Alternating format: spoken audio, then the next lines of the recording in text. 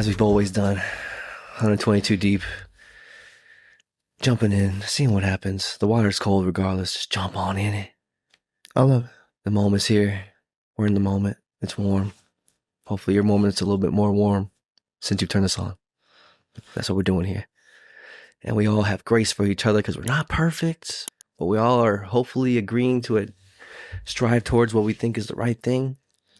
And then we have the ability to manipulate that, or to either confirm that with action, or to be counter narrative to your own verbal expression of like, this is my truth. I'm doing the right. I am doing the right thing. We're doing this. But then it's like, well, we could lie, and like behavior is not verbal. Behavior is like observed.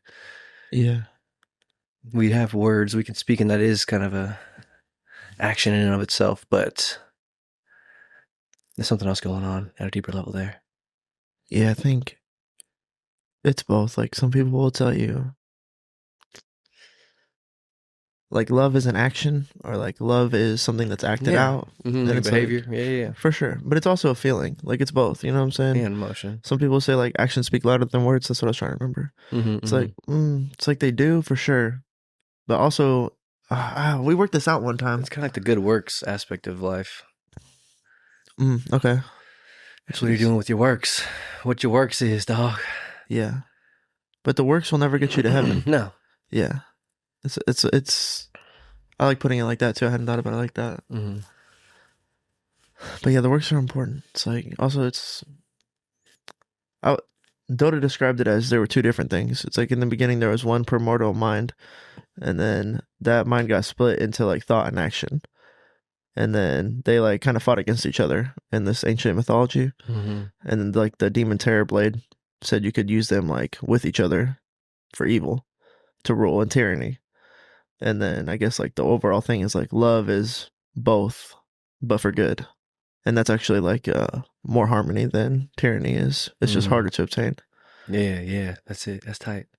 That's the Dota mythology for like their origin. Okay. And then that's just split into thought and action. Because I think we do think like it's just weird because you can only ever communicate thoughts. You can't communicate action right now. Like, I can't. Like, it's hard to do anything right now to fix something that's like a problem. So if it's like we don't communicate well, it's like I can't just like fix that right now. But I can tell you like, okay, well, like, let's put attention on that. Yeah. When you give that attention mentally, then revolve our works around that whenever we're in those moments.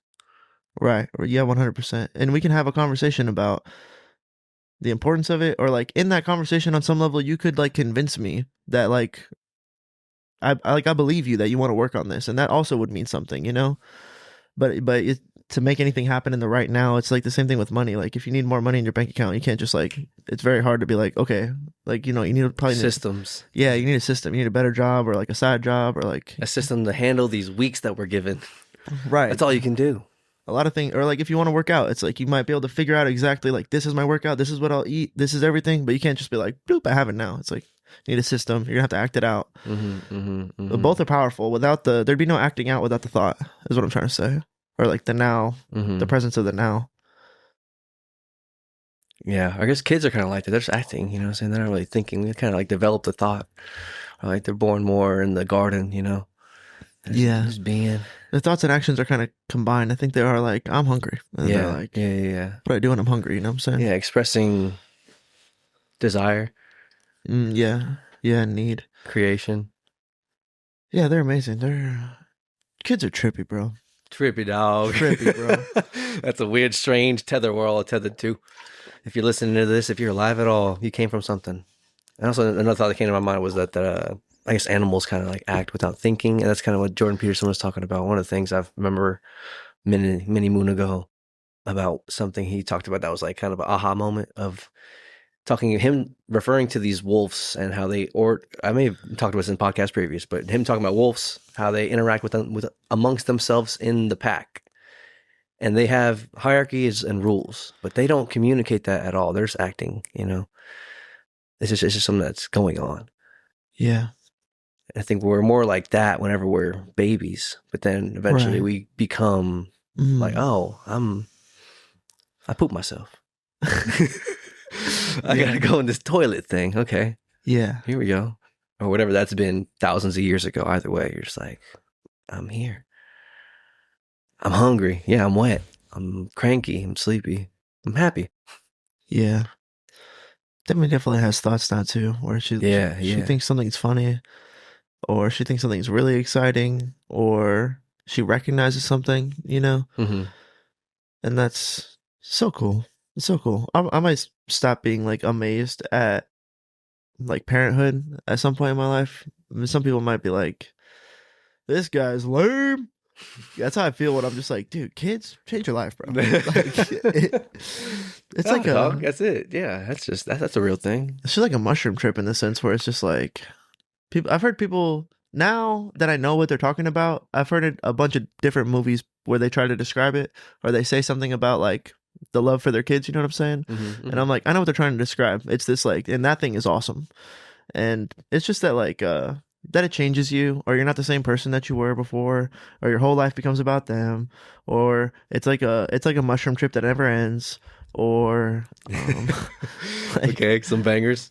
yeah, those are kind of just like common ones I can think of off the top that are like cliches or like stuff I've heard where it's just like they're trying to describe this thing. There's also Mm-hmm. like Super demanding, super rewarding. when you see like there's this movie number 3 on Netflix. It's called like Firebreak or something like that. And more or less, this lady's just like the whole movie's about her kid is lost, and then she like kind of trips out thinking that this one person that saw his kid might have like abducted her, or like just like the pursuit of trying to find her kid is like what's driving the movie. It's what's driving every action. You know what I'm saying? Mm-hmm, mm-hmm. And I'm like, uh, that movie's about this thing that I'm talking about, like how much you love your kid, or like what it does to your life. Like it changes you. Where that's like the most important thing in your life.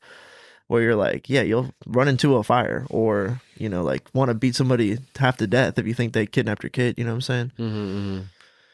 So it's just like a crazy thing in general. But yeah, it also changes my decision making, or like what's important to me, my value set. Yeah, the works, the acts.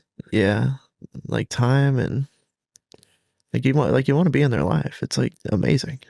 Yeah, just be with them. Just hang out with them. Yeah, Just be there. it's crazy. Some That's people all it don't takes. want to be in their kid's life, which like, Yeah. sorry if that's any of your situation. That's terrible, man. I'm just like, what?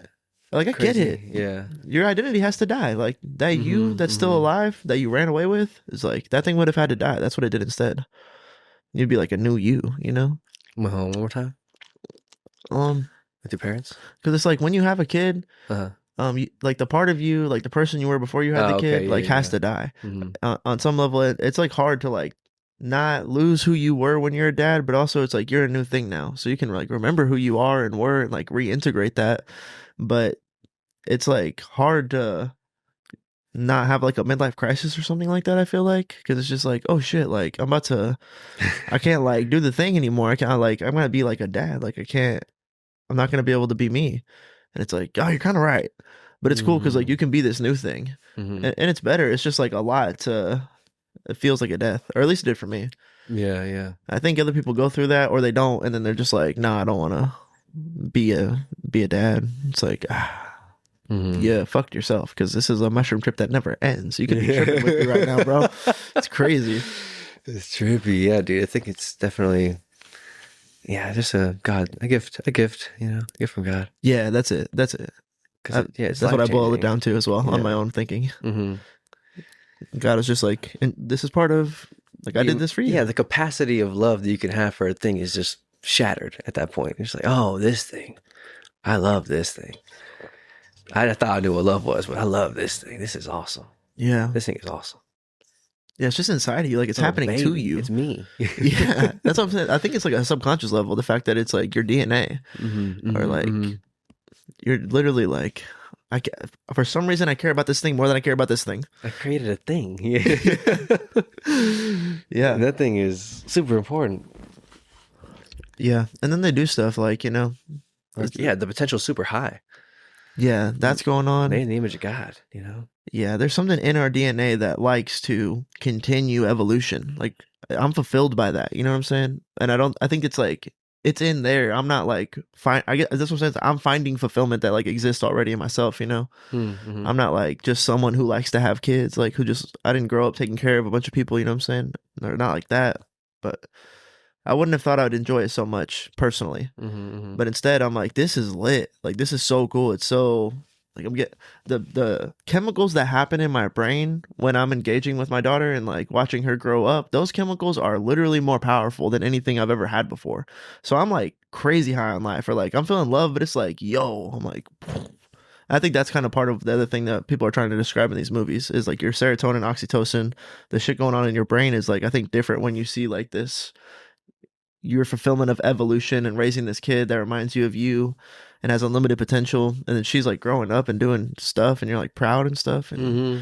she like remembers the joke that y'all have, or like the song comes on and she wants to dance with me or something, or then she grabs my leg because she doesn't want me to go away, and it's just like, oh, it's like, yo, brain's like doo, doo, doo, doo, doo. That's some 808s. That's some 808s on life. I know it's a demanding dungeon. Yeah, yeah, At least in the yeah. first couple of years. But now when they're older, like yeah, like Jazz is, but it's the same relationship, but it's just different over time. But when they're older, it's just they're less of the you, I guess, like the being. Of course, they'll always like be like you should be ideally the kind of like the foundation of the security or like some of the stability and some of the reason and order and like truth that you can run to or they can run to whenever they want that and need that. And also some of the disciplinary structures and like some of the ideals we should be. I'm helping you construct your game here. It's like, and it's super important, but there's golly, this monster be coming to get me. Dude, no worries. I No. want to talk about parenting in the last like two pods, but I didn't even know how to like bring it up or what I was trying to say. Yeah, but I guess at some point they become more independent, and you have to let that happen, Yeah, knowing the dangers that it holds. yeah, It's like, oh, you're gonna be running your own machine on your own. You need to. We're all building like our own helicopter. It's like, okay, this helicopter flies. You know what I'm saying? And like this helicopter is a miracle helicopter. This is a miracle craft we got going on here. We get a UFO for real, and it's like hopefully you're able to establish your own UFO. And then at some point I have to let you because I can't do it for you. I can like, help you and influence it. So they kind of have to go that direction. But then you have to be there for whenever that's going on. Because yeah, Victoria's definitely expressed. She's like, like you definitely like you don't want to hang out with me anymore. You know what I'm saying? dude, yeah, heartbreaking. I'm sure. I can remember the times I'm sure I broke my mom's heart, being like, I don't want to hold your hand anymore, mom. Like, oh my god, bro. That's an interstellar moment. Like, no, no. No. Like one more day, or I mean, it's gonna happen eventually, but still, that's gonna hurt, when she's too cool to, or doesn't want me to carry her anymore. Like she was like, just wants to walk around, or she's like, no, dad, I don't like. Just let me fucking walk. And be Oh, like, big girl. yeah, right.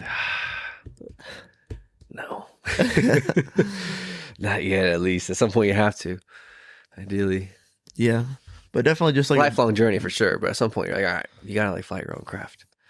yeah, that's a whole another box to unpack because it's like you can't even control their destiny. I mean, like your role in who they become is like really about them. It's their story. So All I can hope to do is give them the right tools. yeah, and stories are so weird. Right It's tools, like mental and physical. Steve Harvey was homeless for a while. Can you imagine how Steve Harvey's dad felt while Steve Harvey was homeless? Mm-hmm. It's like, yo, stories are crazy too. Mm-hmm. Crazy stories, bro. Oh man. Oh, random call back to when I was talking about the wolf thing. The part of the wolf thing that was super dope about Jordan Peterson was like the wolves don't think about their actions. They're just acting out what is going on in the story. Mhm. It's like we have the ability to think about things and act on those thoughts or not act on those thoughts. But yeah, there's with animals, there's something different going on there. But they're definitely acting. But he was saying that, kind of relating that in regards to the idea of what Moses was bringing to the people of the Ten Commandments, the idea of what's like some of the rules that we're playing by here.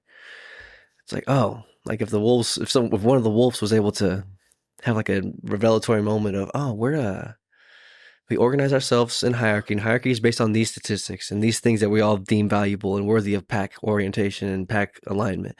And if you're not in line with those things, we'll like put you at the bottom of the pack. And then whenever it comes down to you're annoying us or you're eating too much, there's not enough or whatever, like we fight about it.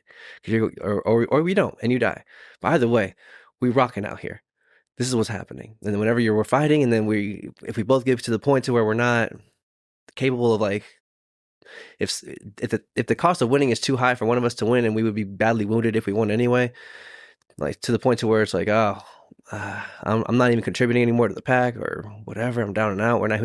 And because I'm not able to contribute, we're not catching as many animals or whatever. We don't have enough food.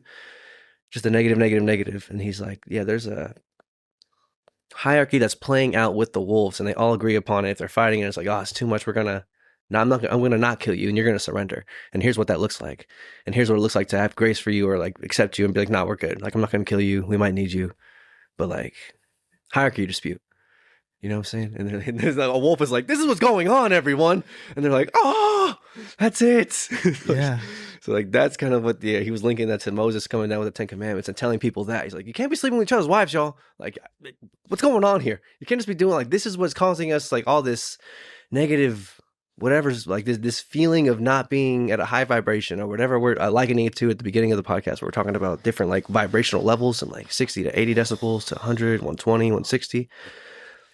We can feel like the vibration of the truth. And yeah, sometimes we just like vibrate away from things and maybe we're doing that and things are just obviously messed up.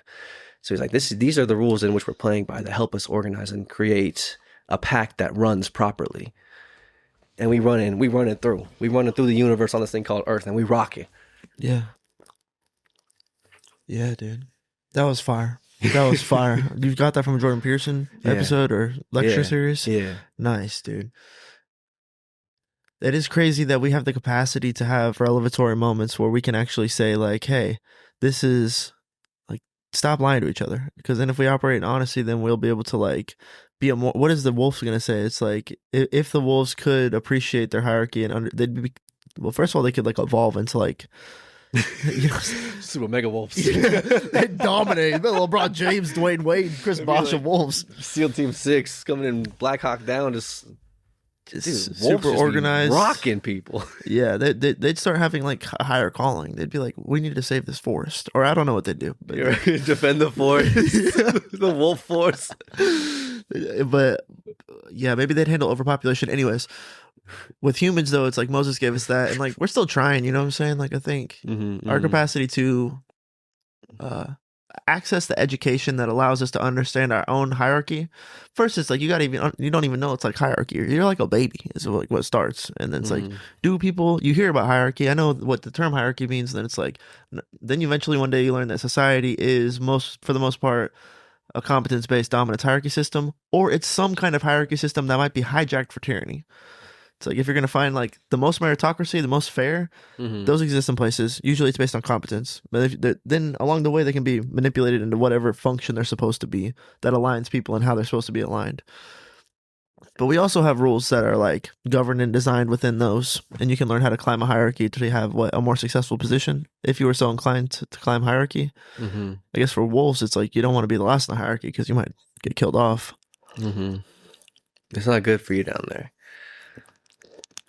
You get the less is less. It's like you can't win any hierarchy disputes, and like you get fed last, and because you're fed last, you're not getting the most nutrients and growing the most and getting the most strong.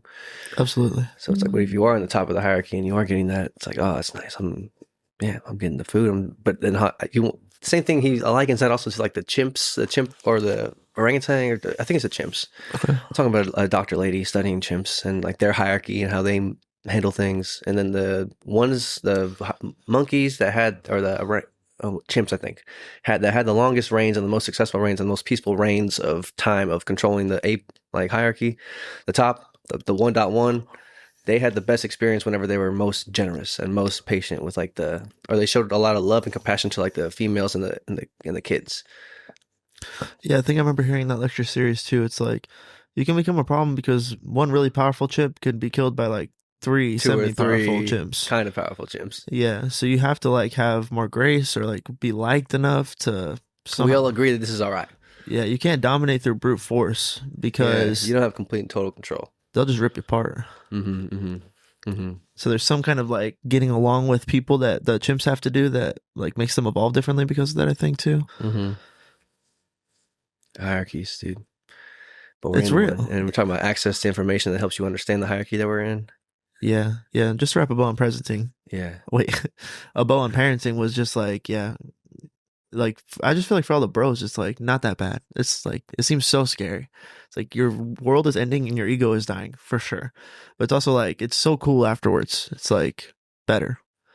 But yeah, I guess that's what I was thinking about parenting. Is like No one told me that. You know what I'm saying? Hmm. I was just scared the whole time. I was like, fuck. I'm gonna be like not cool anymore, bro. I'm gonna be like fucking. How do I rap, bro? Fucking dad raps, bro. I'm a dad, bro.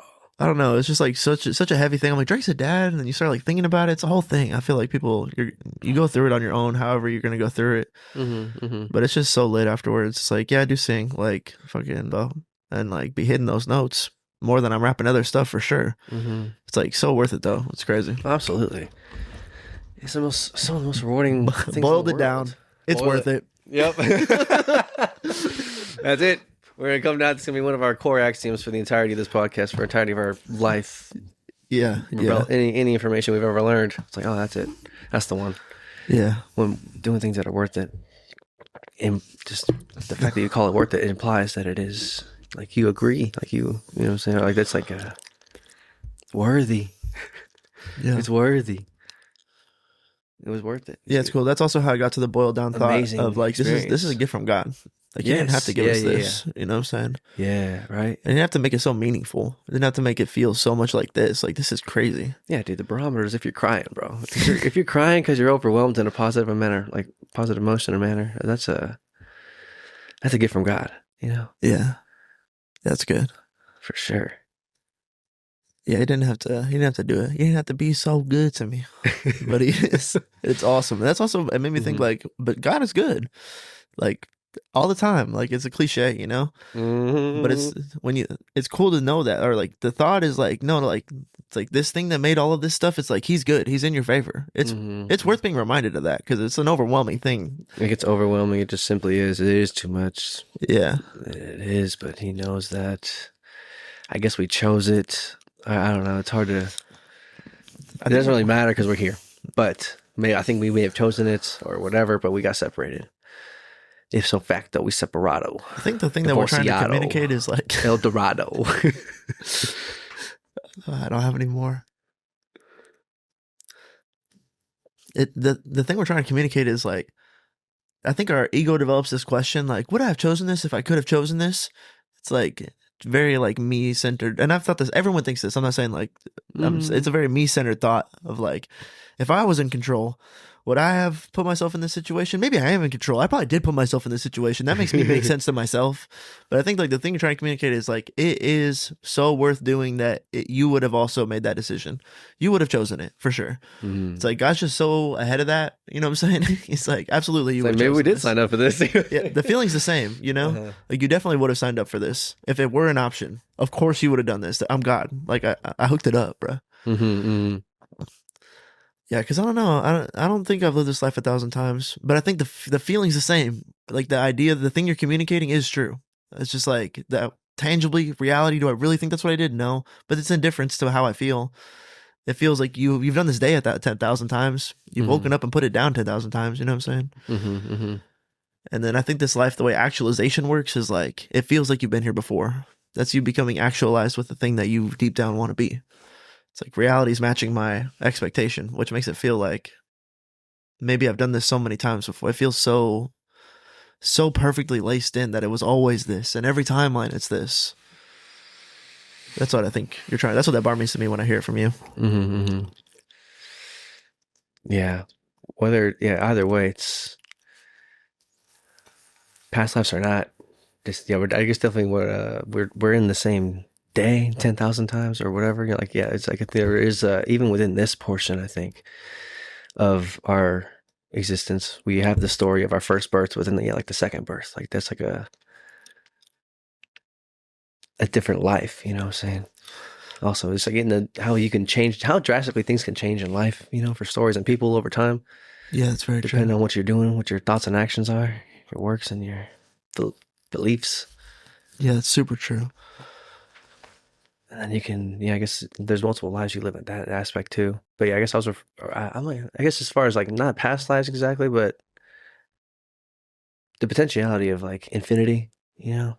I'm not sure if I've like multiverse theory or the idea of like just the I was trying to, I guess me, my mom and Mike and Victoria were just like talking after work one day or on Friday.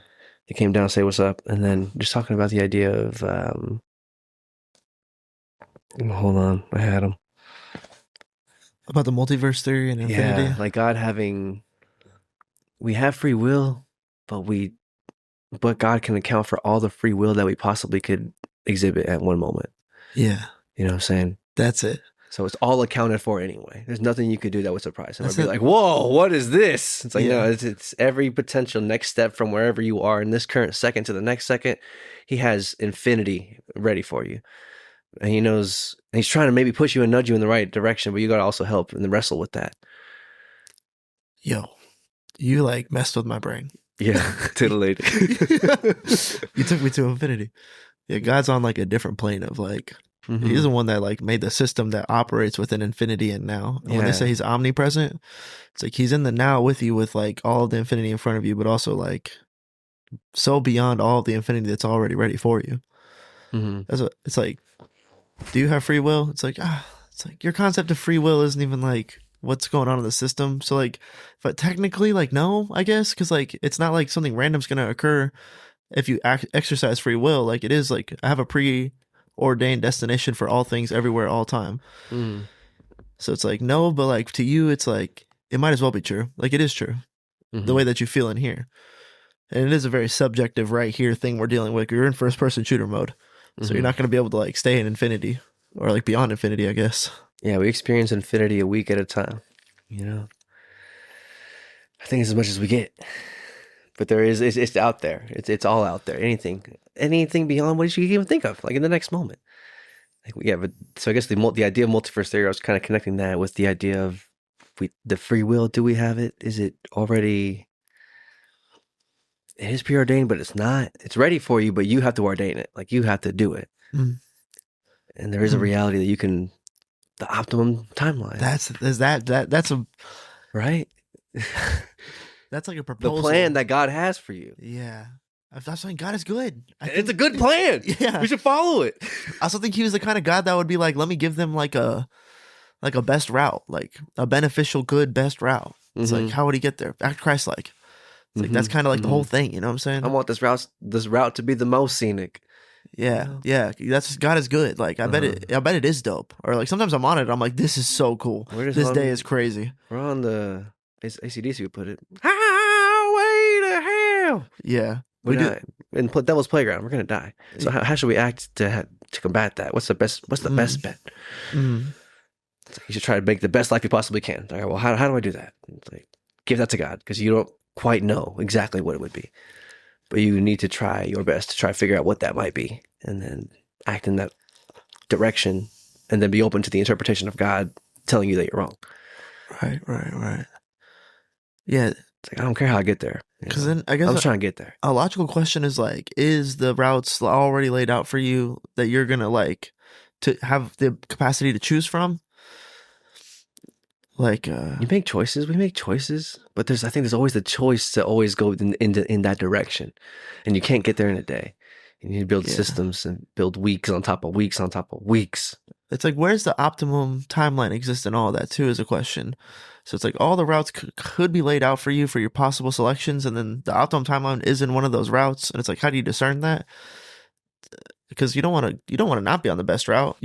And I guess maybe I should want to be on the best route. Is that the game I'm playing? This is a game I've chosen to play. And then it's like the story. It's like you have to discern through the story. That's kind of the thing. And then your story is kind of happening to you. You're like observing that and writing it down as it's happening to you. Through the experience of your works. Yeah. And like if, what kind of parents you have, what kind of house you grew up in, what your grandma said to you on your 16th birthday, that could end up driving a decision you make when you're 22. It's like those are all like some of that's happening to you a little bit. You're living through what is the story of your life as much as you are kind of making it happen too. Yeah, those are like the strings, like the Pinocchio strings that are on your life. Yeah. And there's something that's like that is able to help you manifest and become the thing that's not attached to those strings, even though they're still there, but you're just not with them, or like what I'm saying, like they don't have enough pull on you anymore. Right. Sure. If you're being your authentic self. Yeah. I think, yeah, it's weird. Like I don't. If my mom was such a great parent to me, and I think that maybe why it's in my heart that I love being such a good parent to Demi or trying my best to be, and like I don't want to cut that string, or like I could, but it's also like it's as I'm saying. Sometimes the story gives you constraint that like aspires action, and that's like the thing about Spider-Man that makes him awesome. Is like he's like a. I guess what I'm saying is not everything that is like happening in your story is something that you have to like detach from and become ultimately like free from to exercise more truer free will. It's like those things kind of like define who you are a little bit and the choices that you make, and that's what makes your story so rich. Is because like you were still that person or like that influence, like you were influenced. Like I do believe in that. Like it's now a value to me. You know what I'm saying? Mm-hmm.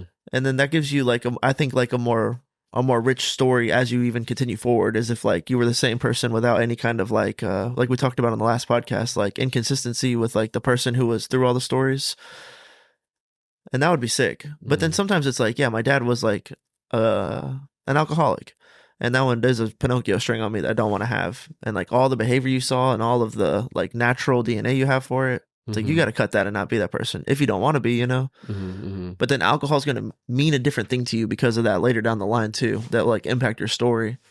And so I think there's like back to talking about how do you find like the optimum timeline? Like it exists within your story, I think. Yeah, your interpretation of your story. Yeah, That's made for you. yeah, It's made for you. yeah. That's the other thing. It's kind of cool.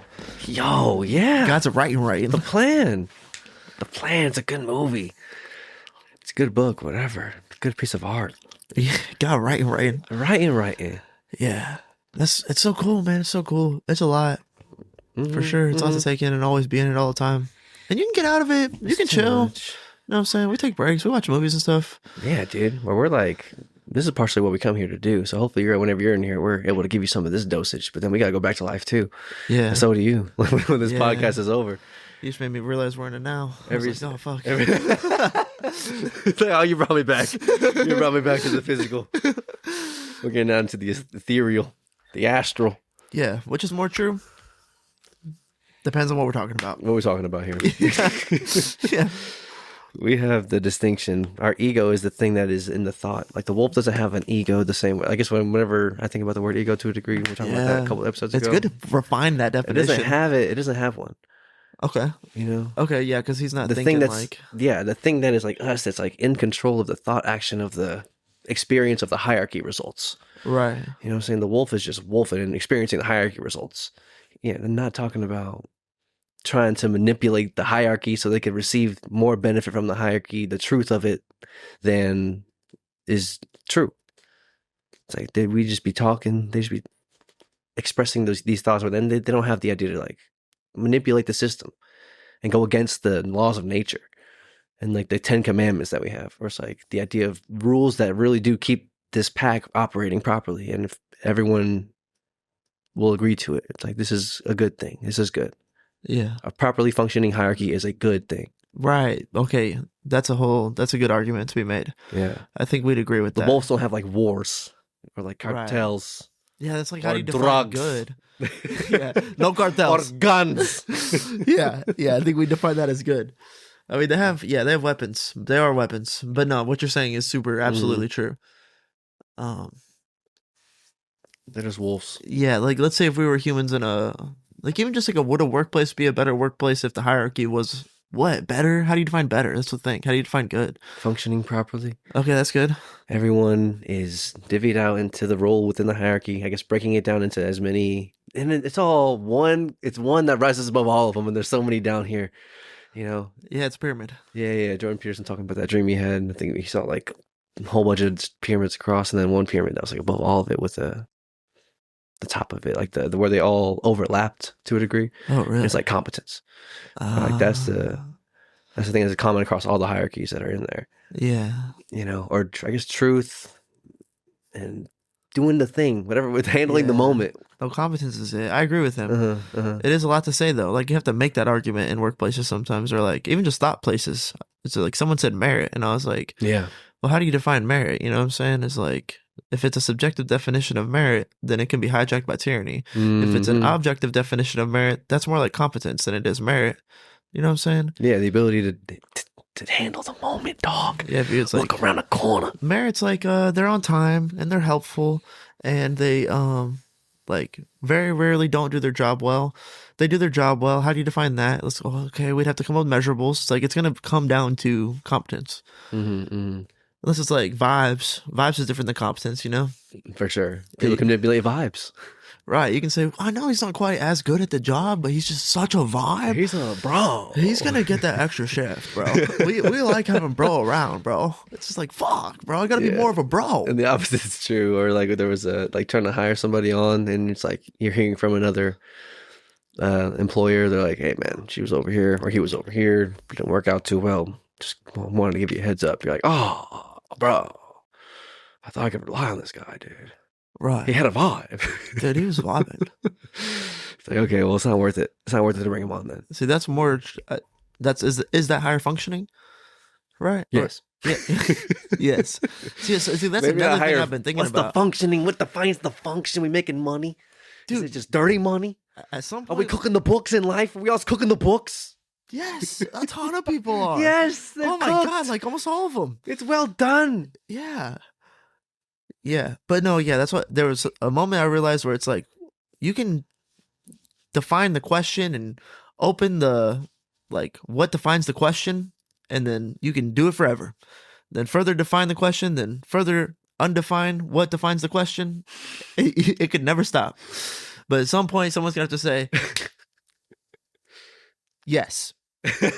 At some point. Or no. But like at some point that has to happen. And like I felt bad. Like I came to the place of like judgment or like conclusion. You know what I'm saying? But like at some point it's like you just have to like believe something or like conclude something or like have your like thought you actually think. I think that's something we struggle with as a society, is just critically thinking and then coming up with thoughts that we can ourselves be like, I believe this, like I think this, I'm gonna act it out. Sean Ryan talks about that. It's like his number one thing is he doesn't think people can think critically for themselves because of like Instagram, social media, how we're constantly told what to think about a lot of things by like society. So it's like tough for people these days and kids. Coming to these waters will cleanse you, dog. We're trying to cleanse you. I guess. I hope so. That's what Jordan Peterson does for me. That's the most worthy, valuable thing we could do with our time here. Just trying to, in Christianity, we call it spreading the gospel. But all we can try to do here is just try to bring people to Christ. The idea that trying to do this thing is worth it, you know? Trying to be Christ-like is worth it. That's the only bet you have in this crazy thing that we got going on here. Yeah. And there is a story waiting for you on the other side of that adventure and journey that is so worthwhile. It would blow your mind and make you cry. Yep. These things are true. Well, okay, sorry. I was half zoning out. How did you get there? Spreading the gospel. Yeah, I mean it's a lot. It's a lot that I'm just like absolutely, yep. But it's just like how do you define that as what's going on here is tough if you didn't grow up in church, or like to make the connections between what we're talking, because we're so like talking about it through a Jesus lens, because that's what it is. That's what I'm saying. It's the same thing with competence. Like I know what it is. It's like you should define your hierarchies by competence. It's the most worthy thing, and then you should look through the lens of Jesus. It's the most worthy thing. And then my dad reminded me that like some people, it's like their judgment's going to come not necessarily because it's the most efficient system. It's like your brain is like, what's the best thing? What's like the most efficient or like optimum sacrifice, highest value? Like, what are we aiming at? What's the highest aim? What could the highest possibly aim be? Are we asking that question? It's like, no, people don't ask that question. People like their lens or their aim or like where they're going to viewpoint from is just based on like their story. And they don't like, it's a good thing, I guess, but it's also like not what everybody does. So it's like, if you're the only person that's screaming on the train, you're the crazy person. So if other people aren't always constantly asking how could this system be the most efficient it could possibly be, then like it's the wrong time to be asking that. If no one, but then maybe it's the right time to be asking that if no one's asking that. So it's, you know, and then you could end up being Kanye West if you're not careful. Watch out! Yeah. Watch out! Life's a lot. But Jordan Peterson definitely made me feel like there's times where it's just like, no, I know this. I fucking know this. I've done the clinical studies like my whole life. If you're going to ask anybody about anything about this type of thing, I'd actually be the person you could actually come to judgment for. I've looked at the data. I've come, my conclusion is come to, I found it. Here we are. And it holds water because I try to pry under it with the most Stone Man, Iron Man argument of all time, or like on the anterior side of opposition side of my thought to see if it's wrong. I'm testing these things. I'm not just spewing out thoughts. We be spewing out thoughts, but sometimes they're gold. But he's like, nah, bro, I got the gold straight up. Like I got like this is where I've gone through those thought patterns. And like I'm looking through these and talking about like Piaget and different, like just listening to him over and over and over again about these different types of scientists and philosophers and writers, historians, whatever. It's like just clinical studies on clinical studies and his own practice of experiencing with people for decades and decades, and teaching people these things for decades and decades, and having people come up to him for decades and decades and being like, yo, you be spitting some bars in there, dog. I don't know if you know this, but you be spitting some bars in there, Jordan. Your class is crazy. And now there are people who pay to go see him, thousands and thousands, hundreds of thousands, maybe even millions, who are willing to go pay to go see him lecture, which he was doing in like college universities, lecture for an hour and a half, 2 hours, whatever, just to see him, just to hear him talk. We have a lot of extra time to talk today too. Okay, push to 4, and I can go alone if you're busy. I don't know what you have going on the rest of today, but not even exactly sure. It's just it's a baseline, which is its own thing. It's like discovery, and then offer simple solutions, and then describe our process. That's pretty much That's pretty much what happens at baseline. So that's the cool thing is I'm learning that too over time, which is nice. Like how to formulate what I'm trying to say, or like the questions that people have, or like how to address things. Yeah. Things to help you sharpen your speech. Yeah. I feel you because I felt the same thing going into a new spot with a new spiel and stuff. I'm like, okay, I know like what are the whetstones, or what's the kind of attack I need, or I need to structure this. Like I can talk. Like we could all talk, and then people get really good at talking, and it can be dangerous. It can be dangerous. You make it feel like the truth. But then I'm like, how do I legitimately make the best spiel possible out of what the constraints are? And then we got to figure out what the constraints are. It's like, what's important here?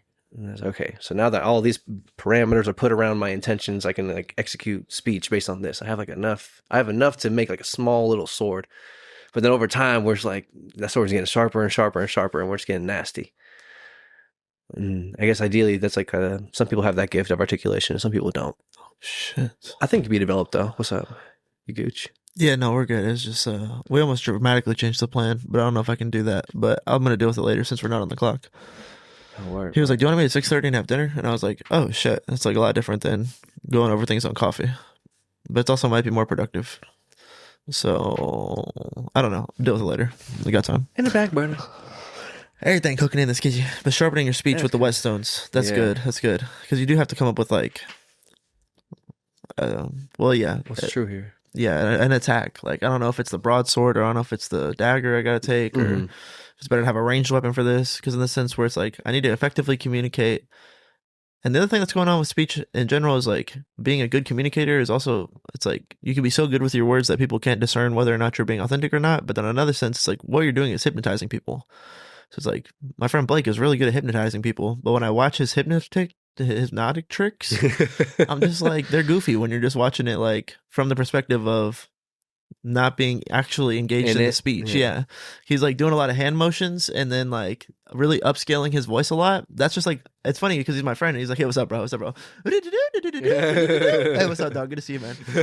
But like as a craftsman, he could turn it on. Yeah, as a craftsman, I'm like, he kills, like he crushes, like he's got them hypnotized. They're having the experience. You know what I'm saying? But it's like he's like, existing out here and just like another aspect of the reality that we're doing. And then when it comes to the agreed upon place where we're doing the agreed upon thing as an agreed upon structure in this hierarchy that exists because we all agree upon it. And it's like we're topped up out of bed, turn my swag on. Hey, what's up? How you doing, man? Look in the mirror, say what's up. Yeah. And people are like, yeah. Yeah. That's what it is for real, dude. It's the vibe. Yeah, it's a crazy thing. But hypnotizing is like you're putting on a performance. Performance. Yeah, and that puts people in a trance, or like they're they'll be in their own conversation. Oh, perform trance. Show starting, and then they're like having the experience. You know what I'm saying?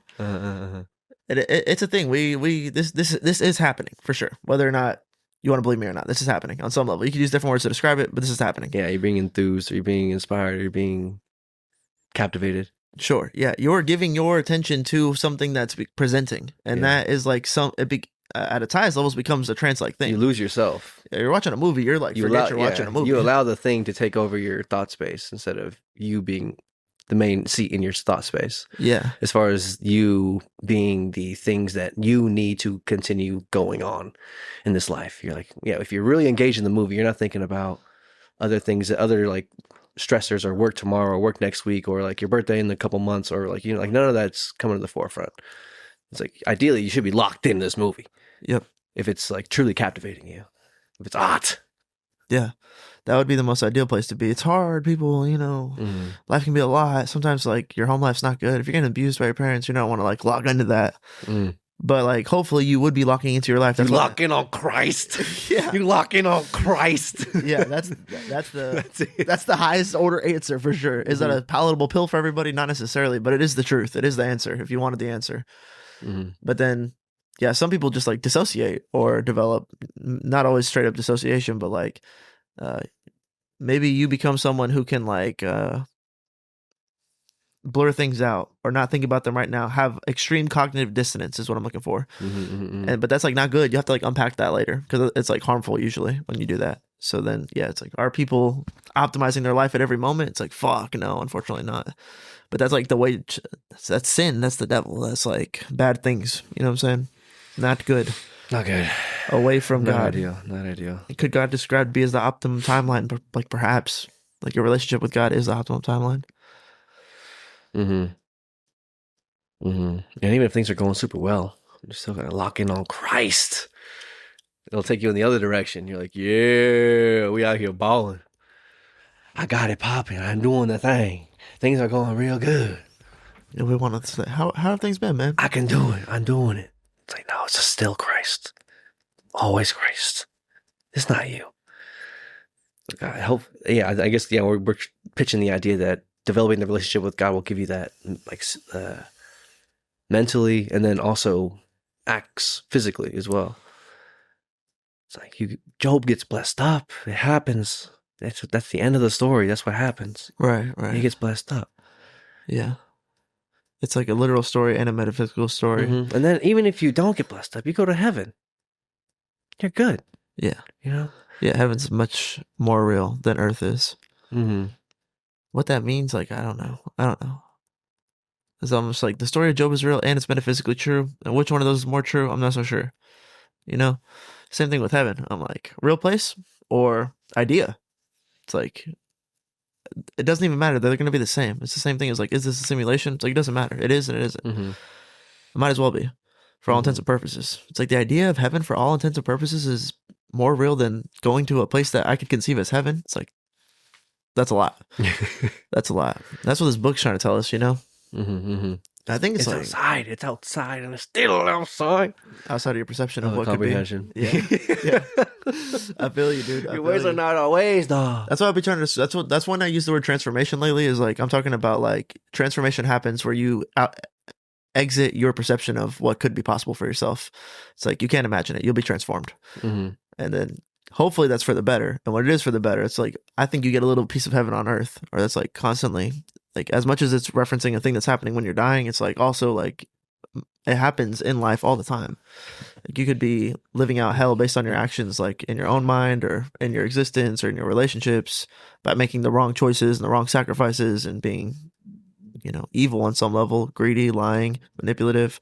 I don't know how you define like the wrong, like the dark side of the force, you know, but that would lead you into hell. And it's like, that's also like a here thing on some level. Yeah, the energy that makes you embody actions and behaviors that would bring our pack to the like worst it could be. Right. To Sodom and Gomorrah levels. Right. Because you could say like heaven and hell don't exist in this timeline at all. So you could have like a good life things are going awesome if you're like, and be like heading towards Sodom and Gomorrah at the same time. And I'm just like, I don't think you can. I don't think so. But maybe, but like I don't think so. Well, even at that, I think, or like within the Sodom and Gomorrah metaphor, like is Abraham, I guess, who's like trying to plead with God about how many people, like how many good people how many of those people are out there, actually out there. If you're trying to take them all out, and there's like people like that in there. It's like He's like, if it's not, I need 50. I need at least 50. And then whatever he starts with. And then he's like, nah, man, come on. That's a lot, man. Let's go down to like 25. crazy Like, fine, 25. crazy He's like, talk. okay, well, 25 actually sounds like a lot. And when you say it, it sounds way bigger than when I say it. Let's do like 5 or 10. He's like, all right, fine. We'll do like 5 or 10. That's what I'm saying. And then, no, yeah, still no. Not even 5 to 10 of those people. In some places, it's 1 in 100. It's crazy, bro. How many 100 people do you know in real life? Just like the average listener, you know, it'd be hard to name 100 people right now. Mm-hmm. We can name 100 people just based on, if we did it collectively, you and I could do it. We could do it. Or I guess like people that we know. That's the thing. Yeah, you can't say baseball players. Yeah. I make it really easy. Pull up the Lakers roster. I'm like, well, LeBron James, Luka Don. yeah. That we could name 100 people like that pretty easily. But I was thinking about like you could go knock on their door, or like I would even say guess. Like if you know a guest regularly, like that would count. That's what I was saying. We'd too, have an yeah. advantage. Yeah, for sure. I'm into that. But yeah, I think it's on that level. Like, because I imagine it's like, yeah, Abraham's got to go like knock on these doors and be like, "Is your husband here? I really need this guy right now." But yeah, it's like couldn't do it. It's crazy, bro. So then back to defining good or like heaven on earth. It's like, yeah, that's there's something there that God was describing. It's like being evil is not the kind of person that I'm saving. You know? No. Yeah. Facts. It's like what he's saying in that story. Yeah. And that's rough. That's rough. So being good that's what I'm saying. I also think when I conceptualize it, it's like, well, the devil like will reward you. That's a conceptualization I have. I don't know if it's backed by scripture, but I just, from what, like, so you could be evil and yes, things could get better. But now you're like on a slippery slope where it's like for them to go back to like good, it's going to have to get worse first. Or you can take more of the freaking witch's street and keep going down the path of evil. It's like, oh, things are better for a little bit. I'll just lie more. It's like, oh no, things are, I'll just be like a little more evil and steal a little more. And then like, it's like, how far can that road go? It's like some people keep the juggling alive all the way to Jeffrey Epsteinville. I think that's part of how we end up there. It's like you are constantly like doubling down on the evil so that you can not have to like lose it all. It's like that's what it becomes. Yeah. Yes. Epstein files are It's dangerous. I It's remember dangerous. day one of the Epstein files, we were like, "Did you check the files out?" Like, no, I'm gonna be. We'll see what. I'll see what's important. Dude, like every day, I'm seeing some crazier shit. Something different. Yeah. Yo, yeah, we're gonna be gnawing on this for a minute. But then, to what avail? What's what were you saying? Dude, just one thing I've been thinking about is if I thought more about Jeffrey Epstein than I did about Jesus, I'm living my day wrong. Facts. So I got to put down the Jeffrey Epstein stuff on some level, or I can't just like. I think a lot of people are like, I mean, it's the craziest news we've had in a really long time. So it's understandable. You're trying to digest all that, trying to understand it. Hamlet. Oh no, I said Hamlet. Hamilton. I was like, damn, my dog is deep. I was like, yo, you just sounded like an Oxford professor. That's Hamlet. Hamlet. That's seen it 100 times. That's a wing for somebody. But no, talking about Hamilton, I guess because he had the I forget what it is, but he pretty much had a letter that come out, or like he wrote the Reynolds pamphlet. I'm pretty sure that's what it's called. And then it was more or less a confession. These are my confessions. Awesome Usher, dog. Okay. Because he was gonna get blackmailed for sleeping with this guy's wife. Oh, okay. And Hamilton was. Yeah. Okay. And he had a wife, and then he got ahead of it and just published the Reynolds pamphlet. Pretty sure it's called. That's hard. And it was his confession. Sorry, babe. He's like, you can't use this against me. That's super hard. Yeah. If you're really aligned with your goal, it's just like, nah, it's cool, dog. This is like that. The admittance are like the proof of guilt. You know what I'm saying? It's just like. Well, he was prompted. But. The proof of. He didn't do Epstein stuff. But just like you're saying proof of guilt. The proof of guilt. I thought you were saying like he should be morally rewarded for. But no, you're saying just like, here's the thing you're blackmailing me with. Yeah. Here's the thing that I did. You know, it's like Epstein. It's like, here's the stuff that was going on. And we're all just gnawing on that and being like, yo, so this is like unprecedented times. That's kind of where I think, started from with that idea. I was like, we haven't seen this since Hamilton, dog. Right. And yeah, it's the other weird thing about it is it's all out of context. Like you're drawing your own conclusions, which is great, but like, will that be like usable ever in like court of law or like? What are the repercussions of this? What's going to happen now? We can't just be like, everything is normal. Don't worry about it. Don't ask a question. Like, don't worry about it. Everyone, or if we're like, no, we're not going to do any investigative like digging at all.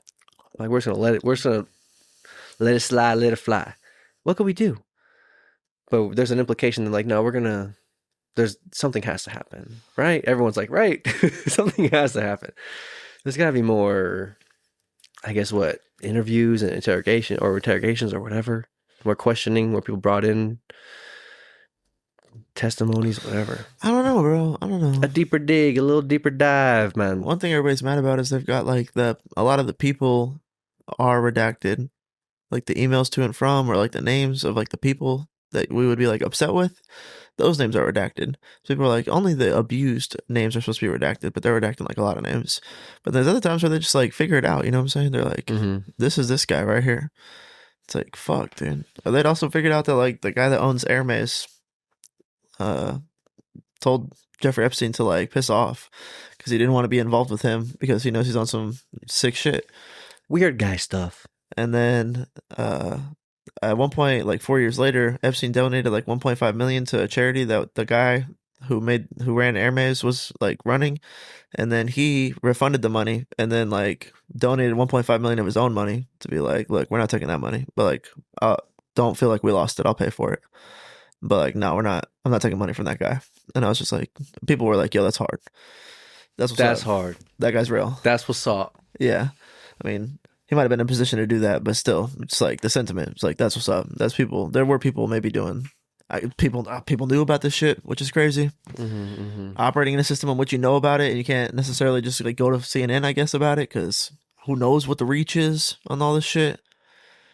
You could still be like, nah, bro, I'm good on that. That's what's up. Props to that guy. That's our hero in this kind of unprecedented time that we have. It's like, what the fuck do we do with this? Don't know what to. How twisted is Hollywood? Lord knows. You see, the Jim Carrey might be a dupe. I've seen that recently. Yeah, Jimmy cares. he was at, I guess, like the Oscars was last week, and they said that guy's not Jim Carrey. Yeah, I saw. Or you watched it on where? Or saw it on where? I think there. What's going on is that the Oscars were last week. The Oscars? Yeah, and I'm pretty sure it's the Oscars, but definitely an award show was last week, like a red carpet award show. And then Jim Carrey was in attendance, and at one point was like talking to a camera, and it just like did not look like Jim Carrey at all. And a bunch of people were saying like the eye color was really off. It looked like an AI slop, like it wasn't even like close. But yeah, his eye color was definitely different. But then I saw another post where it was like all of like there was like distinct marks on his bridge of his nose, right below his ear, on his bottom lip, on his chin, and then like a birthmark over here. And then it was like a previous picture where it definitely looks like Jim Carrey, and then like a Jim Carrey from that night. And then they were like, you could see it. He looked like an older version, but all those marks were there. But also in my own mind, I'm like, what if that was like always the plot? It was like, make sure we have these identifiers, and then we'll be like, look at all of the identifiers, and then people will be like, oh, okay, I guess the mask was right. But it didn't look like that motherfucker at all. That's funny. He was in a movie called The Mask. I mean, he's got clips of him like being like, you know about the Illuminati. Like, come on, bro. Like, don't fucking, come on, man. And then all the, like the death to self stuff that he was on, he's like, I'm dead. I'm a dead man. Jim Carrey doesn't exist. It's like, yo. He was a character I was playing. Yeah. Which. And that's facts. You know what I'm saying? So with that's all. the narrative I've been given, the script that I'm reading. Right. He's a good case study because he decided to shed all of that to go further into what? Into lack of ego, or is it like a higher self, or is it just like a person without a mask? Is like a weird kind of just like an NPC, but like before they even have a story, it's just like a robot, like a ready to go robot. Like you have to without the mask or without the script. Like your person, like you have to put your person on a human, and then that becomes like something you could deal with. But if you take it all away, are you just kind of like a voidless bot? I don't know. No, I don't think so. I think there's something that's still there. Like, yeah, I guess the you. That's the you's there, but the you's not there. You're like in agreement with that, but you don't have. You're not. I don't think you're like a robot. I think it's like the opposite almost. There's this thing that you are, but then you are the thing, and you know that you are the thing that's controlling the thing that you are, and you are like this. It wouldn't. I guess it would just give you more of a connection to objectivity, maybe. That seems true. I guess would that make you robotic in a sense? If you're just like, we're able to never run from God, or you know what I'm saying? Or like to do your best. It's like kind of. It's like, what is a robot thing that like does something like automatically? It's like, if we were able to truly be automatic with it, we would just be with God all the time. We would never run away. We'd always be right there with him. And it's hard to do that. You're kind of describing like Jesus in the sense where he never missed. He is God. Yeah, he was the whole time, never missed. But he still existed in story. So a story seems to be like inescapable in a sense. And I think it's like, yeah, even if you weren't wearing the you would still be like conscious in the machine. And that thing's not turning off. So then your story would become, this is the period of time in which that I didn't have any ego at all. And I went into the upper limits of not having a story, but that's still a story. Yeah, that would still be like a chapter of your life. Yeah, I'm still in this thing. Yeah. It's like inescapable in that sense. Yeah. I escaped out of the physical prison. I found there was a spiritual prison. Oh, okay. I can't break out of this box. yeah, right. Unfortunately. Or like, it's like, is it a prison or a house for your spirit? Yeah, right. Yeah. Prison in the sense that you can't get out. Right. You can't escape. Right. But it is, created by a good creator. Right. So it is good. But it's like, you can't escape though. But you will eventually, I guess, or it's going to come to an end. Orlando Brown was saying you could swap some souls on people. I was seeing him going crazy too. What's going on with these people? I think my dad would say schizophrenia. Jim Carrey, Orlando Brown. Hollywood's a lot. Holly weird peoples, you feel me? They just kind of crack people out. But then he's like, that's what they all say, man. Like, he gets discouraged visibly when people are like, you sound crazy. He's like, yeah, like I get it. Like I know. That's like this whole thing I'm dealing with is like I try to tell you guys some stuff that I've seen, some stuff I experienced, crazy stuff, and then like I go back into society and I was like, I'm a crazy person, and like people would not believe me. But if you want to know this is what's happening, I'm just like, damn, don't know what to think about that guy. That's what they said about Alex Jones. 10, 15, 20 years ago. He's a whole thing, man. He's a whole thing. So yeah, do you think Jim Carrey's gone skis? They switchy swapped him out? Joe Biden might have been a robot, dude. How deep does the rabbit hole go? Avril Lavigne. Morpheus, tell me. Justin Bieber, what did he see? Apparently Selena Gomez is a whole... I saw that too. I don't know, dude. What kind of rabbit hole Ariana Grande's down right now? She looks like a fucking demon. I can't trust any of these narratives. It's wild out there. Can't trust any of them. Do I think? I mean, he didn't look like Not the fully. guy. It was bad. Whatever was going on definitely would make someone who was a human say that's not right. That's what we're all experiencing as a people. That's the outrage. What it's at its core, there was a mismatch or like false imposter. Try to pass off a Jim Carrey impersonator. No, that wasn't Jim Carrey.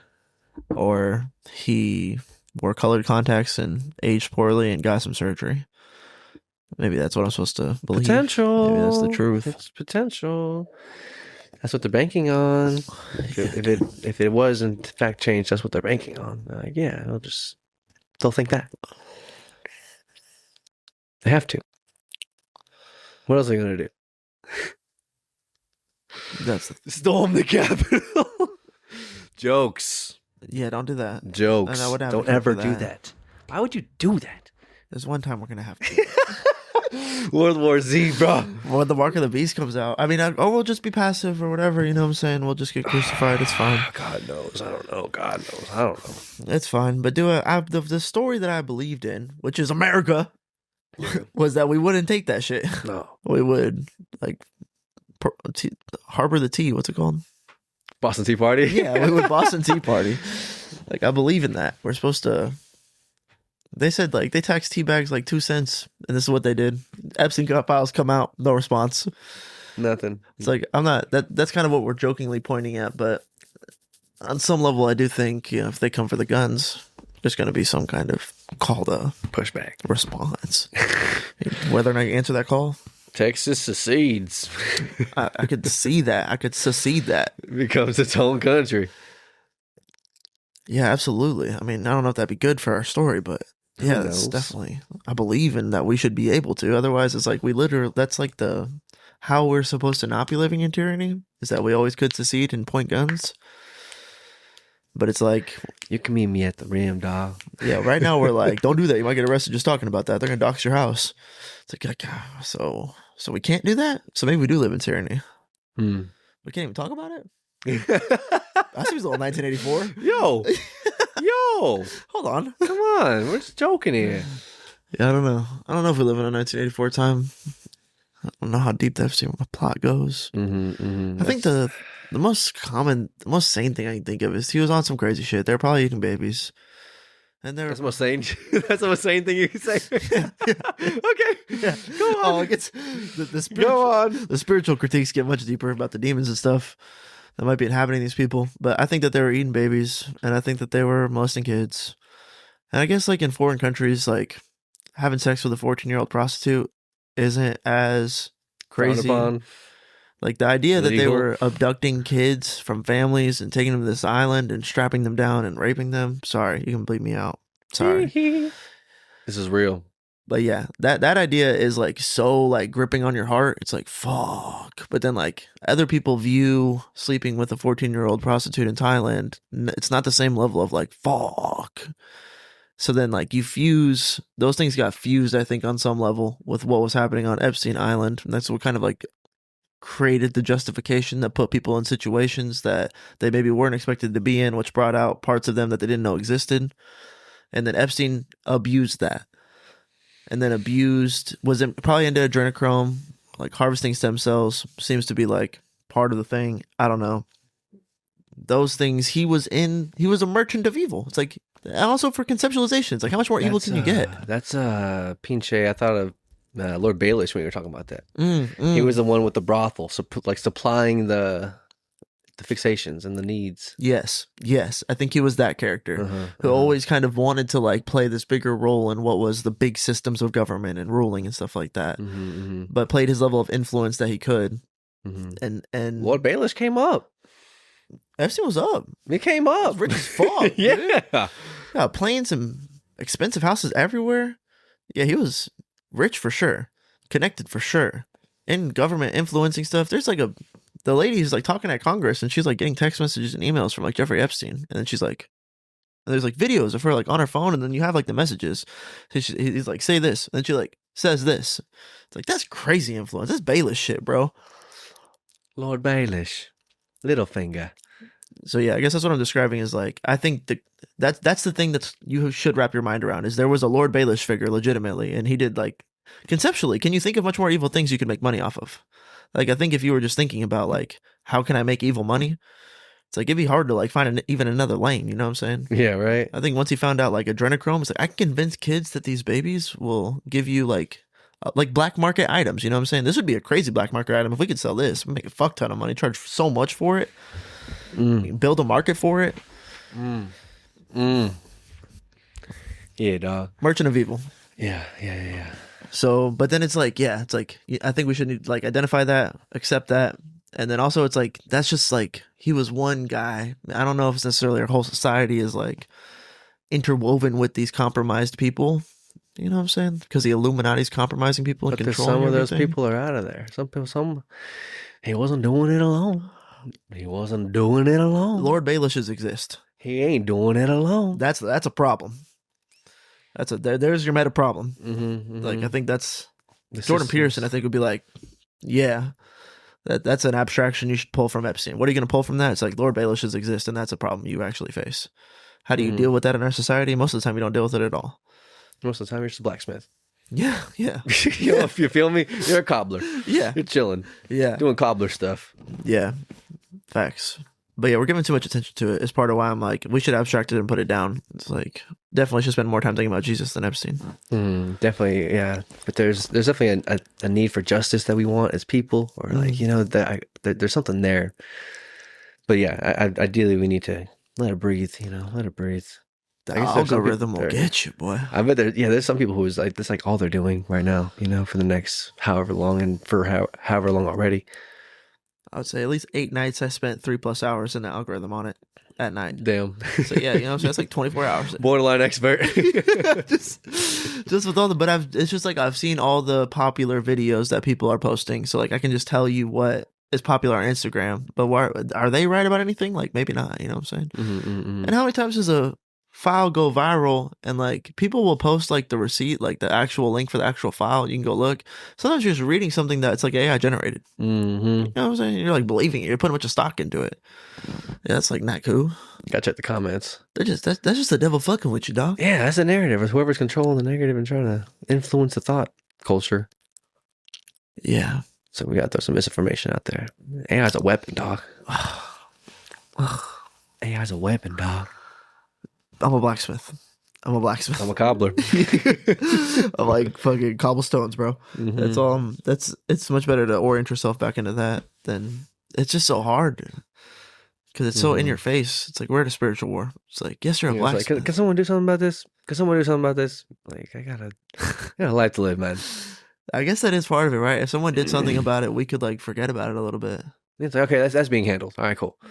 Like thank God, like, that table's going off over there. Like, can someone handle this? Like, okay, maybe culturally part of what's going on is if the government doesn't handle something that's a society problem, the society starts to feel like they need to adopt responsibility for it. It's like, well, who's calling the shots then? Do I need to call the shots? Do I need to do your job? Yeah, right. That's part of like when I'm like, Boston Tea Party exists. Like eventually, if y'all don't do something, we do something. I think that's. Maybe our government doesn't really want to put us in situations to do that. Maybe hope we don't do that. Like have grace for them and stuff like that. But I think it is probably true, like as a society truth, that eventually if like the governing party doesn't handle society problems, society will handle the problem. What that looks like might not always be good. Who knows what's going to happen? Sometimes we're clever and it's tea in your party. Doing something, bro. I think there's enough. I guess there is. I think gracefully exiting is also, well, I don't know. I was saying it's the best thing you can do. It's the most graceful thing. Yeah. What do you mean? So what? Well, I don't think we should always revolt, like against, like maybe you could just like go to Australia and be like, I can't go to a different country. I can't do this, America. Yeah, I guess right. But it's a global problem. It's not just America. We're in a spiritual war. Come on, man. You cobble all the stone you want. The White Walkers is coming, dog. Yeah. What you gonna do? What you gonna do? There are people who are on the front lines, but what are you gonna do? They're coming. Exactly. It's the whole thing. So yeah, there's a good balance of, smithing black and fighting spiritual war. There's a good balance for like what you should be, where you should be placing yourself emotionally and mentally. Yeah. You should be careful with yourself. It's not like I'm fucking. I think about Epstein all the time when I let myself get on the algorithm, which only is like access to me as an option at certain points in my day. So I can't be like in the gym and well, I could be, I guess, but I'm not the kind of person that's like scrolling Instagram at the gym being like, okay, that was way too many posts. Then I'm like, dude, this fucking guy, man. Maybe it'd give me a bigger pump, but all that to say, it's like only at night really or in the morning when I'm taking the poop. You know what I'm saying? So I don't want to be scrolling the gram. Yeah, for real. I'm with you. So yeah, like so it's like we're in a spiritual war, but most of the time where you place yourself isn't even like up to you. It's more up to your like systems that you've built. The systems. Yeah. And we're proposing that this is like information that is exposing a global level system that is just no one's really cool with, So we're like, can someone do something about this? Fuck like, Lord, baby. Someone's gotta do something about this. Yeah. It's weird because it's no one's job to do anything about it. Okay. Like, we don't have, like, a morale. Like, there's no, like, Superman. That's a job for Superman. It's just, like, standing up for what's right. That's Christ. But no one's paying for that is what I'm saying. Like, no one's employed to be Superman. Because who would pay for that? It's like, it's not a business interest for, like, goodness sake. Like, we need someone who's willing to stand up for what's right. It's like, why would anybody pay for that? Unless you're just like altruistic and you have money. But that's like one of the issues that we're dealing with is like there's only money in things that like are business interested, which isn't like morality for the most part. Yeah, and fleshly. Spending money on. Is that what we're talking about, right? Business interests? Yeah, like what can make you money? It's like people's needs can make you money. Messed up stuff, dog. Higher Private SEAL Team 6 is what we're talking about. So we got to. Right, like a VIP. Who's gonna be in charge of them? Who's gonna help enforce this? That's what I'm saying. Try to help solve the problem or deal with the problem. A good person. Do It's like something that's gonna be worthwhile. would be the answer. Hopefully, a good person like Sean Ryan. Mm-hmm. It's a lot of responsibility for sure, but who's ever going to be responsible or in charge or you know what I'm saying? Mm-hmm. Maybe they'll be what's the word? Corrupted. I guess it's like what evil's hoping to do. And even maybe not in their lifetime, you know, like Gladiator, when Joaquin Phoenix takes the throne.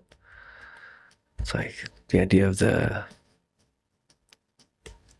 even if like George Washington, like whenever he's like stepped down, or so he creates something and then you step down from it. Whoever's gonna like, you're gonna step down from it regardless, one way or the other.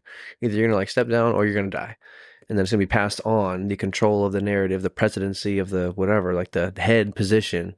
Like you're gonna have to pass that on regardless. So even if you do your best, and when you do your best, it's gonna at any point the idea of the person who's controlling at the like most in line with the objective truth of what the narrative is and then what the hierarchy is and what like constitutes true competence. It's like that person's gonna have to step down, and then the idea of that leader has always been there, and things can fall into corruption.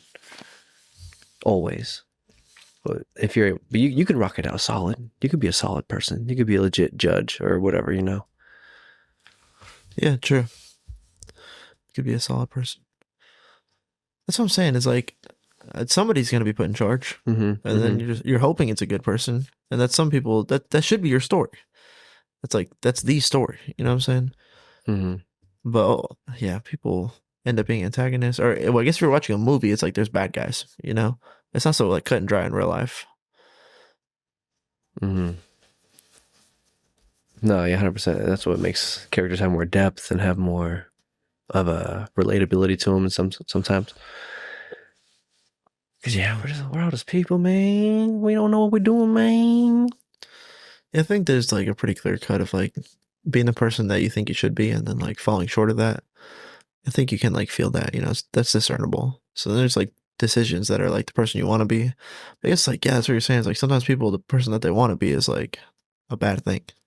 They're like, I want to be rich and powerful. I want to be the fucking guy that says like, yeah, fired. I want that. I want to push that heavy P. I want to be the top drug dealer. I want the gabagool. I want to be that guy. So yeah, that's like, you can be definitely misaligned there for sure. And want that, so it's tough. Is it discernible all the time? It's tough. It's like Tony Soprano, right? But he's like a bad guy. Party, I loved them. Yeah, he wasn't the bad guy when you were watching it, I guess. You were watching like your hero fall The main short. character, yeah. Yeah, so that's tough. It's a tough question, but it's more depth. It's not so cut and dry in real life. Yeah, for bad guys to good guys. It's like who's going to be in charge of the Private SEAL Team 6? And we hope to get the bad guys. Come on, there's bad guys at high levels out there. What are we doing? It's like, people do dedicate their life to doing that type of, I guess, you know, journalism or military. Is that like what the idea of the military is supposed to be? I guess. I think that's what it's supposed to be. Or getting the bad guys. Yeah. That's, yeah, you got to be into that. You could be like a Navy SEAL. The police. Right. Getting the bad guys. Getting a 401k. Cops and robbers. Retirement. Yeah. Some people are definitely thinking about like the security of the job rather than the action in the job. The spirit. Right. Yeah, that's kind of, yeah. Yeah, that's why, because I'm like, should you just, when you think about a job, should you just approach a job and try to find one that best suits like security? And it's like, you should probably want a job where it's like you can. It's an important variable, but yeah. Yeah, of course. Yeah. But more importantly, probably embodying the spirit of someone who does that job needs to align with like who you want to be or align with who you are. So you can like do that, you know what I'm saying? And if it's not there, you would want to like find something that more is, I guess. This is real story talk. Some people be like, that's silly. That's silly. You're acting like a kid. And wait. You think jobs are around willy-nilly. Wait, how so? What do you mean? That's like a sentiment of like, work a job you like to work or that aligns with who you are, someone you could be. It's like, do you think being an insurance salesman is like aligned with who I am? Like, not exactly, but it's a good job that does all these things over here. That's like what you should use for a job. I'm like, For sure. yeah, but both are true. Important variable. Like, you're But saying, there's a God story going on, so. yeah, that's the whole thing too.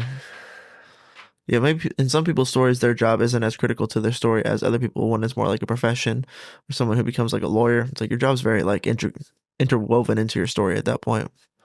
As far as like, you're going to come across someone who's going to like change the way you think about something that's written into your story. That would probably like occur at work. Someone else could have a job where that's not necessarily where that person's going to occur.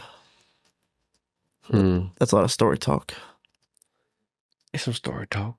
Yeah, God doesn't need to use your job. It doesn't need to be important to you. It could just be like a job. You could always feel like, I just had a job. I went and worked and I came home, and that's where my story took place. Yeah. Yeah. It's part of the story. You got it right. Better than you can imagine. Because we can't imagine it. Don't lean on your own understanding. Don't do it. It ain't solid. Sometimes it can be, but for the most part, I don't think so. Hopefully you're able to develop that discernment and get that. Yeah, you're called upon to use your understanding. You have to use your understanding to project forward, to go forward, to do the next thing. You're called to action. Yeah. And then it's like, well, how do I act? It's like, it's going to be based on your understanding. Like, hopefully you're refining that like a 40 time. If you never run and then you're like in a football game and they're like, set, go, here's the ball. It's like, that would be a weird thing. Like, how did you even get in that position if you weren't like, you know what I'm saying? You would have committed yourself to.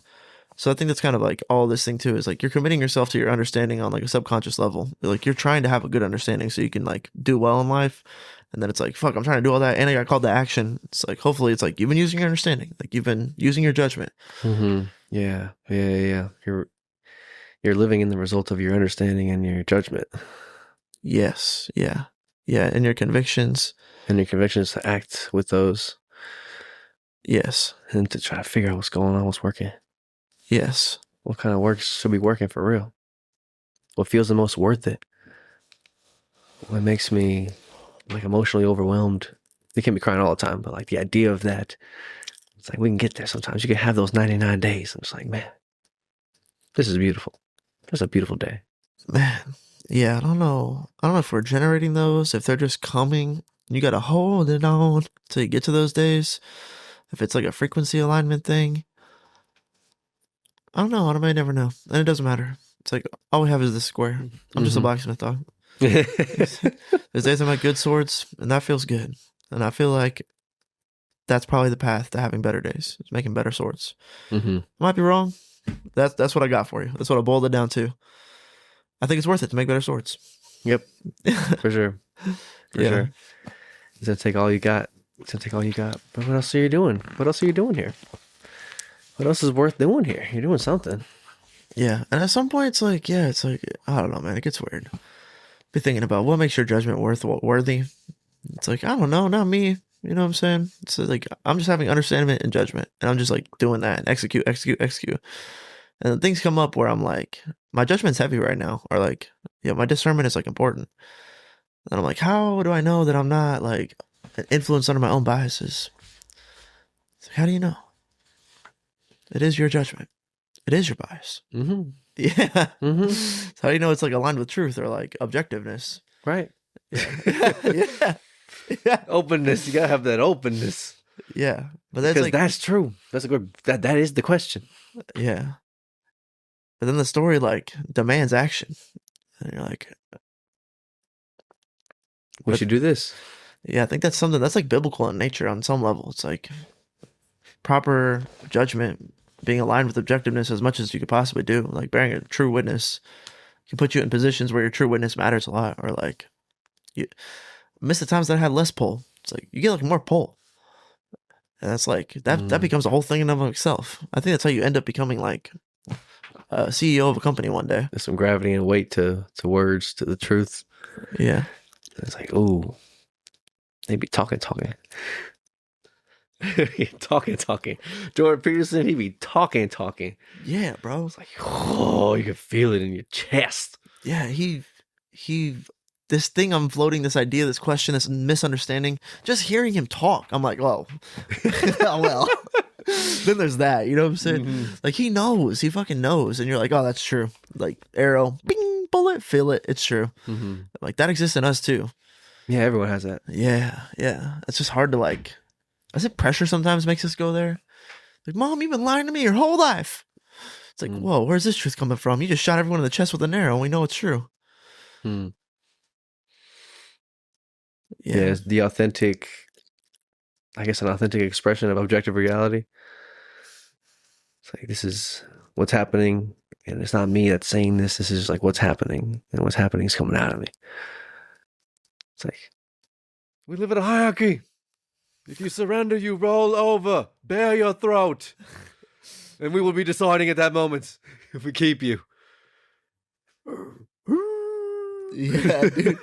It sounds whenever your boss says something, you look at your work bestie like, and you go back to reality. Everyone gym faces everybody. Come on, this Gym is what it is. facing. Gym face is real. There's other times where you look at your work bestie and you're like, yeah. That part. Yeah, it's. Yeah, I don't know how you align yourself with the spirit of the thing that's like that part, but it does happen for some people who are executing some form of understanding, and if life goes well for them for that, that's good. But then ask them what a good life is, and then Jordan Peterson would say, oh, it's believing in God, which isn't a belief, it's like an action, which results in you having a Christ-like story, which is not something anybody would ask for, trust me. It's like, oh man, yeah, this thing's complicated as fuck. The Christ-like story. It's like the best story.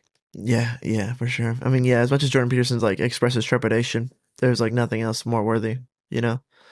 But would you sign? That's why he doesn't answer the question. He's like, because it's like not, do I believe in God? It's like not Santa. Well, he doesn't say this, but it's like, it's not Santa Claus. It's not like, do I believe the Cowboys are winning the Super Bowl? It's like, do I believe that Christ is king? Yes.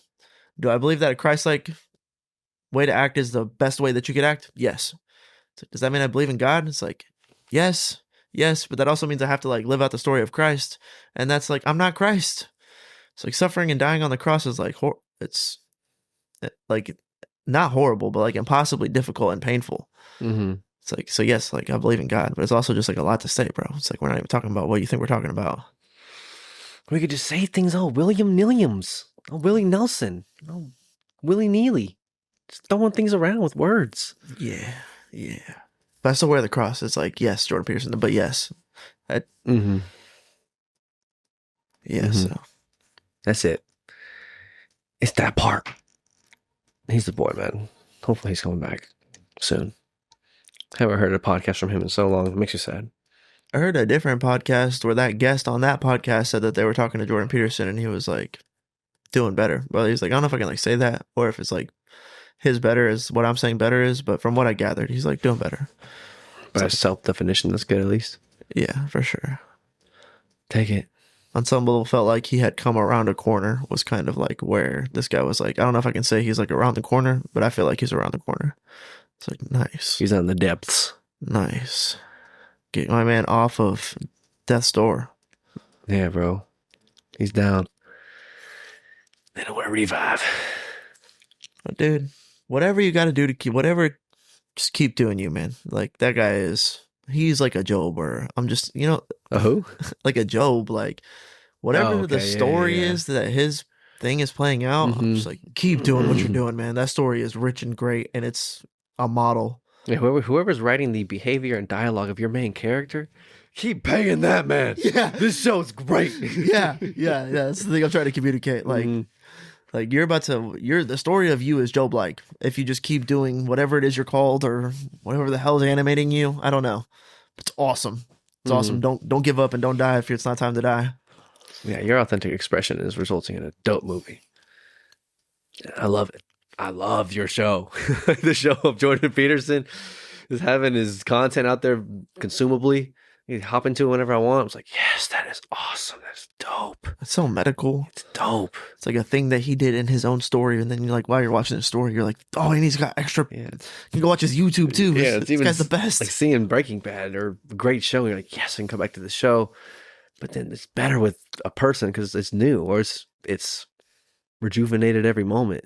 And Yeah. then so you see him in a month, you see him in 3 months, you see him in 5 years, see him in some old stuff of his in 2017, whatever, 10 plus years ago or whatever. You're just like, oh man, it's still there, but it's just a different version of it, just a different iteration. But it's like a show that's been going on for 50 plus seasons. It's like, yo, this show's changed over time, but it's dope. Watching the show, watching Breaking Bad, there's 5 seasons? Yeah, 5 seasons of Breaking Bad. At some point, you need to give it enough air for it to come back with some density on it, with some heat on it. Because if you don't, you're gonna run through it and it'll be just repetitive, and you'll know what's gonna happen. The predictability factor needs to be turned on for you to like be engaged and captivated. But like with Jordan Peterson, I'll be consuming his, as long as he's like out there doing his story, like being like having that show running. It's like, get that show, keep going. Whatever your show is just so good, bro. It's so good. Yeah. And it's 60 plus seasons long. Or I guess I haven't been, he wasn't preaching at one, or not preaching, but whatever. Yeah. Since he started going to this level of depth in his studies and his schooling and his job, professional career. There's a lot of ways to engage with it too. It's like you have the lecture series, and you have the books, and you have his podcast, and you have his podcast appearances. Yeah, the Daily Wire. Yeah. So you can like kind of like go through like these different eras of the development of his belief system, you know? Mm-hmm, And Jordan Peterson Academy, I mean, like, yeah, interacting with like Dude. that too. Yeah. Crazy, man. He's a goat. He's a goat. He's on the Mount Rushmore of people for me. Goat. Absolute goat. He's Canadian. So I'm like, my 1.1 isn't even an American, which is kind of tough. But, you know, I still believe in American values, but this guy's a goat. Goated. Yeah. 100%, dude. Yeah. You can't deny it. There's people, man. Like, that's a good person in my mind. That's the thing maybe we're trying to express from back earlier, too. Mm-hmm. It's like, how many good people can you name? I'm like, I could start with Jordan Peterson. You know what I'm saying? Mm-hmm. I'm not... That one's real clear cut to me as far as like if a God was just asking me, I'd be like, Jordan Peterson. Yeah, I don't, because there's a rabbit good in the forest. You know what I'm saying? Is that's a Jordan Peterson saying, but it's like it's not virtuous to be harmless. Harmless, yeah. So it's like, how do you? If God's asking you how you define good, you'd have to like really go with your guns. Be like, as far as I can tell, Jordan Peterson. You know what I'm saying? I don't think I'd be wrong or whatever. You know? Yeah, no, he's got it. He's got it.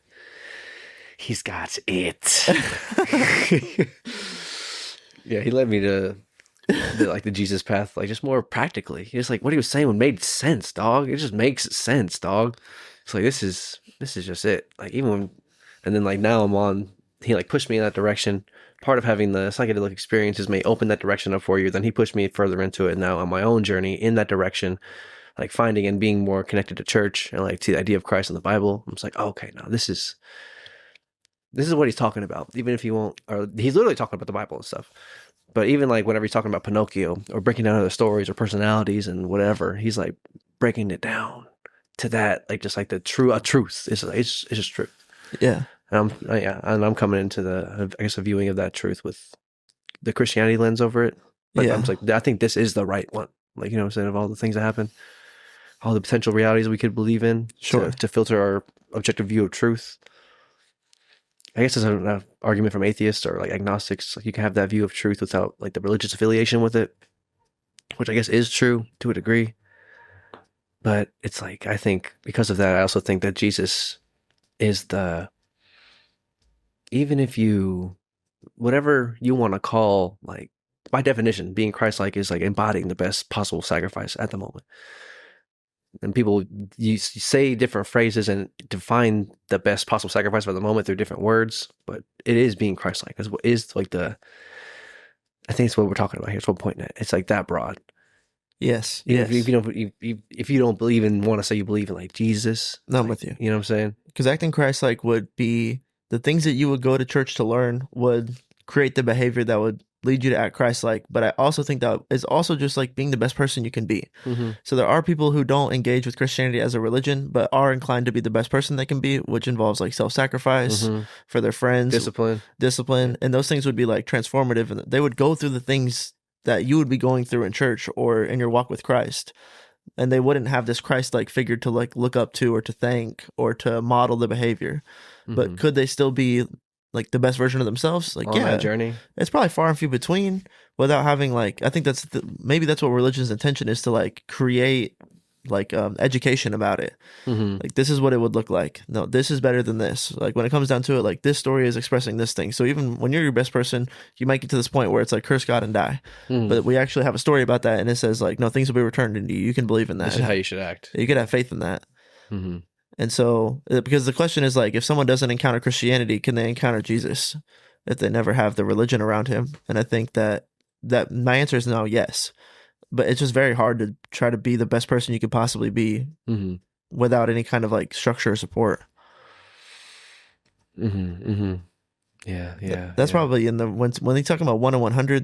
There's more context to that. Maybe it's not 1 in 100 in Christian places because we have this education and support system to help good people be good people. But without that, you're just out in the wildy. Like, just deciding to be a virtuous person is like might be kind of a more wild decision. Mm-hmm. Yeah. I think we might have a pull to it naturally, though. I think that's our home, to be like that. Yeah, I agree. Right? Yeah, there's something that's but there's something that pulls us away from that strongly. Slippery slope like. Yeah, it's like a pull of magnetism. Like, whatever you're describing, there's a call and a pull away from that of all the things that you could choose to do with yourself. Mm-hmm. The best version of yourself has a pull to it and a push against it. Mm-hmm. Yeah. I think that's what's generating the story. That's like an aspect of the fact that there is this even a story at all. It's kind of centered around that thing is happening. Mm-hmm. So it's not far from you. It's within your own interpretation. On some level, your own understanding what the best version of you could be, and you aspire and dream about it. Yeah. Yeah. Even objectively, that is what you want. Like, I don't have to ask you what you want. Like, what you want abstractly, outwards, like, you want the best possible outcome. There's an episode of House broadly as possible devoted to this question because like one of the guys, like one of the patients, was like not trying to do all that. He's like, no, like I'm really trying to like have fun with my life and like party and chill, like work this part-time job and do drugs and be gay and like hook up with dudes and like just chill, bro. And then it's like at some point he eventually comes down to like he wants more for himself, like he does for sure. That's kind of like the moral of that whole episode. But it's like it's a question, you know what I'm saying? It's like you could just be chilling, but deep down, consensus for the most part within art would tell you that there is the greatest adventure of your life. Yeah, the call to adventure is real, and that would require you to ultimately end up living a Christ-like existence. And how do you live the best? Yeah, how do you live out the adventure of your life? Is by being Christ-like. That's what's going on here. Yeah, like Frodo or Harry Potter. Jon Snow. Yeah. It's like this isn't like a crazy thing we're posing. That's like those are their stories. It's a lot of stories. It's the greatest story of all time. Yeah. So that's judgment. That's like we're like, no, we at some point we have to define things. It's cool that we have that power. That's the power of Adam. I think that's like maybe what I'm feeling. I'm feeling the holster of the power of Adam there. Yeah. Like, oh no, it is my job to like, it is a lot, it is heavy. God gave me a purpose to like define things with reality. Maybe I should be careful with that, you know? That's our superpower. The first gift, besides the body. Yeah. The judgment's for the Lord for sure. I don't know if that's biblical or scriptural, but definitely in the scripture it says that God's going to be the one that sorts things out. It's not our job to sort things out from good and bad like that per se. Yeah, nah. We are called to cast demons. Yeah. Proper sacrifice. Get the demons out of here. Who's the demon squad? There's Epstein demons out there. What are we doing about this? And then I'm like, I'm a cobbler. Here's the secret. The SEAL Team 6 you're funding is me and Justin and my friends. Yeah. I don't know if we had unlimited funding to go like meet people like Sean Ryan and develop ourselves Nick into Shirley. Super soldiers that could go weed out Epstein-like characters. Tim Tebow. Yeah. Might work for him in the next decade. We don't know. I don't know. We're going to cross paths with him. Something's going to happen. I don't know what's going to happen. That is what Tim Tebow's doing. You're right, dude. Dude, he's the one doing it, bro. Oh, he's Superman, bro. I just realized that, bro. Yeah, what's up, Timmy? See, we need to get a business. We need that kind of business. Timmy T, bro. Tim, if you're hiring, please holler at the boys. I'm sure he is. He needs some help. That's crazy to think about. It's kind of the story of John Wick, too. What else crazy to think about? Oh, just Tim Tebow's company and people who work for him. It's like, that's what's up. That's worthy. Yeah, you said who's going to be in charge. It's like Tim Tebow. There it is. Perfect answer. Perfect answer. I was like, a good person. Yeah. That's who's doing it. That's who's doing it. But all right, man, I was gonna sign us off here in a sec. Get ready for the rest of the day. But was there any other parting words for these beautiful, beautiful people? No, thanks for the viewership. Thank you for hanging out with us. It's like, what do you get out of our podcast is a question that I ask myself a lot. And hopefully it's just like, Warm your waters. yeah. Sometimes all I go to Joe for is warm my waters, bro. Yeah. Yeah, at a bare minimum. I guess hopefully the thing that's warming the waters sometimes is when we're talking, you agree with what we're talking about, or a viewpoint, or at least we're helping inform, helping orient.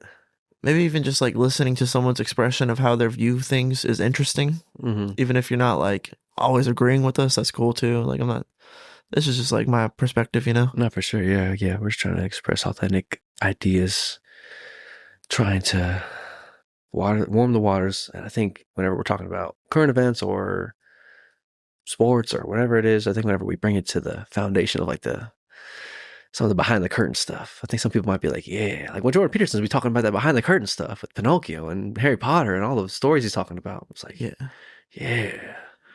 The wolf thing, that's dope. Yeah. I was like, Jordan, you're going off on me right now, bro. This is awesome. Yeah, he's the guy. Yeah. This is helping things click together, bro. So yeah, I hope we're doing that for people, I guess. It's like, that'd be awesome. Hard to put into words on a quick. Either way, it's entertaining, but hopefully we could do that. Yeah. More often than not. That's what we're here for. This is a ministry. Welcome to church. Take me to church. We all need church. Take me to church. Worship with my dogs. Yeah, go get a bucket. Get a bucket. We love you. You can do it. Keep pushing. We'll see you. I believe in you. We'll see you in a week. Peace. Rolling through the city to the light show. Really ain't no telling where we might.